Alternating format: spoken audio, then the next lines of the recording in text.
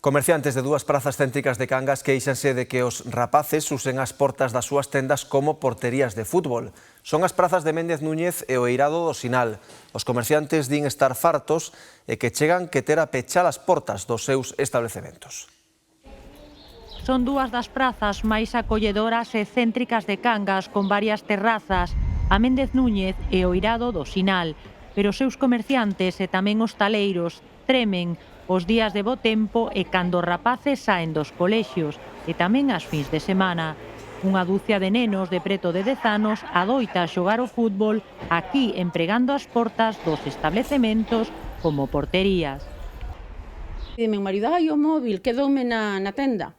Entonces eran sobre as 10 ou así, viñen, bueno, e que ademais a persiana baixa e unha nena, pois así, era porteira. Aquí, na claro, na miña persiana, entonces sabe, que a Ginsa lle dicen, pero isto que é? Pero, fuera todo, entonces marcharonse todos, pero era un grupo bastante bueno. Coronilla, o sea, aquí en verano cualquier día por las tardes con que haga buen tiempo, tienes que tener la puerta cerrada, porque nuestras paredes son porterías. Y no estamos hablando de niños de 6 años, 7, 8, que también los hay de 10, 11, 12...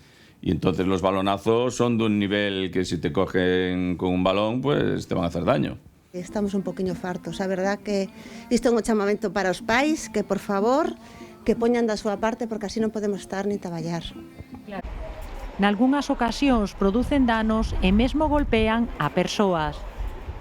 Xa nos fixemos un escrito, en este caso fixémono unha persona da hostelería, que ahora xa non ten o bar, porque a él, bueno, un cliente, unha señora cunha copa na man, deronlle un balonazo e rompeulle a copa na man.